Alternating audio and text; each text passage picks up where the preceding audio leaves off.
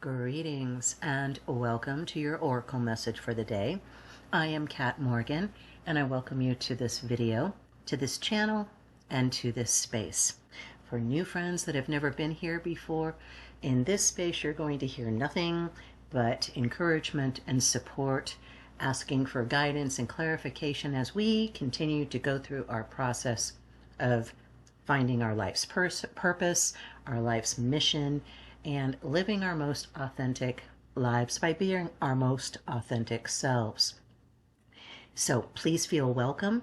These readings will be a little bit longer. We do go through the actual extended reading from the book itself, but initially we want to get an idea of the energy that's coming from the card directly. So that's why you guys get it in this format from me, so that you have as little as possible of the me-ness and most as possible of the divine information messages that are coming in. Okay, if you feel so inclined to like and or subscribe to the video and channel, I don't get any money from it, but it does help the YouTube algorithm help other people find these videos and find the channel. So we've been going through the Oracle deck from Meredith Young-Sowers. These are the angelic messengers and flowers, being messengers from the angels of that angelic wisdom, divine guidance, and knowledge. Okay, these beautiful little photographs. So today's card is card number 7, which represents belief. Number 7, of course, being an extremely powerful number, very sacred number. And I just want to talk a little bit. I haven't actually looked in the book. We are, you and I, doing this process exactly together at exactly the same time. As soon as you're hearing this video, okay, that's when we're getting this information together. So we're going to do this together. But before we go through a little bit on the image of the card itself and what it might be representing in this reading specifically, I want to talk a little bit just about the difference between faith and belief. They are not the same thing.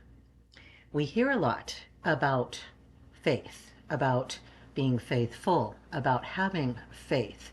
Faith is when you don't know for sure, when you aren't clear about something.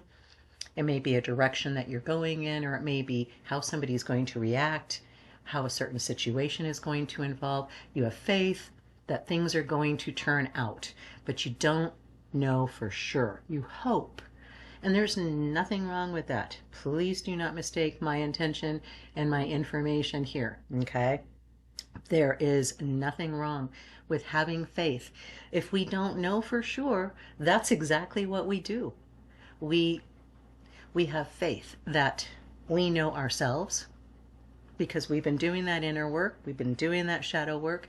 We've been going through courses that help us become our most authentic selves, like the one that I did or somebody else's. Okay, I don't care whose you use. Make up your own. Obviously, that's the one that's going to be the best one for you specifically. Do that work.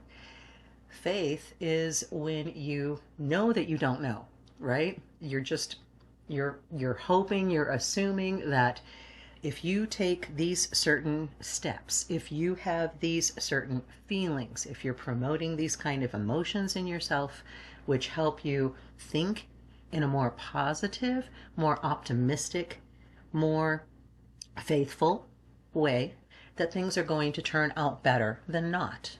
And that's, I believe, the faith that we are supposed to have. Not necessarily faith in a divine being that's going to get us out of something, but that we would get the information we would need to become that divine being that gets us out of the situation, right? You are the light at the end of your tunnel, nobody else and nothing else, which sounds scary, except you've got the entire universe, you've got the entirety of creation within you, connected to you, because everything is connected, always, in always, okay? So belief is when you know. Belief is when you are certain. I believe I am Kat Morgan. Okay? No question there. I believe that we have a card in front of us that is representing the energy of belief. These are things I know. There's no question. I don't even have to worry about what anybody thinks about it, how anything is going to happen, because we know. We know. That's what the difference is between faith and belief. Faith is when you're not sure, you don't know. And belief is when you know. You know the sun is going to always rise. That's your belief. Always, always. Okay, doesn't matter what the clouds are doing, doesn't matter what the moon is doing, be a total eclipse, does not matter. The sun is still rising out there. We know this. That is our belief. So let's take a look in the book. See what the extended reading is for our card number 7, belief. And I do want to just point out the beautiful starburst of energy coming from the center of this flower. This is where it gets pollinated by pollinators, bees and butterflies and beetles, all sorts of little guys that help it form a fruit that nurtures seeds. So there's a whole lot going on in this image. We see colors of vibrant yellow, white. I see that as the cosmic energy, right? That is all colors. I see a lot of violet pinks, which represent crown chakra, as well as the greens, which represent heart chakra. So there's our head and mind, or our heart and mind unified field, right? So that's what I'm getting from the card. Let's take a look in the book. This is card number 7. It is a reflection card. Present challenge. Harmonizing the duality of ego and spirit. You've drawn this card to help yourself find internal harmony so that the person you truly believe yourself to be can emerge as the dominant role in your life. Your anxiety over being loved, appreciated, and approved of, or your emotional investment in being different, being the rebel, or carrying on a solo act may be getting in the way of your opting for the choices you need to make and living in the way most conducive to your spiritual growth. This card is suggesting to you that you are understanding your abilities and aptitudes because you observe your life skills primarily from the ego level. Your selection of this card suggests that you can benefit from observing your life from the spiritual dimension, where limitations are actually focused opportunities. Our angelic message is belief. When you are able to view, even for a few seconds, the beauty and loving nature of your inner mind or spirit, you recognize an inevitable split that lies at the basis of your humanness. It's your mind that dwells on a duality that allows you to be two people and to operate with two vocabulary and belief systems at the same time. One belief system is associated with showing other people the ways in which you are proficient and important. The focus in this belief system is on getting your mental and emotional needs met. The other belief system has nothing to support or prove, and wants only to remind you that you can live in peace, love, and genuine abundance by accepting your non-grasping self, your spirit. This second belief system focuses on helping you live in love and to believe enough in the power of this divine love that you are encouraged to respect yourself and all other living beings. In your meditations, as you seek to gain insight into your life and divine nature, you may ask to be more directly guided, held in a loving way, and instructed by the forces of heaven, so that you may find relief from the anguish of your life. We, your angelic teachers, suggest that you are being encouraged to redefine your life from the inside out, removing limitations and accepting your natural worth. As you cease fearing your reflection of divine intention and begin to place your focus directly on living your fullest essence, then you will learn from the guidance of many dimensions. Your mind and emotions are meant to reflect the beauty of your soul. When you live with the energy of love shining through your life, then you naturally have more confidence in yourself, because this energy is a reflection of divine love. Spiritual opportunity. The guidance from your angelic teachers through this flower image reinforces the power of the energy generated from the spiritual realm.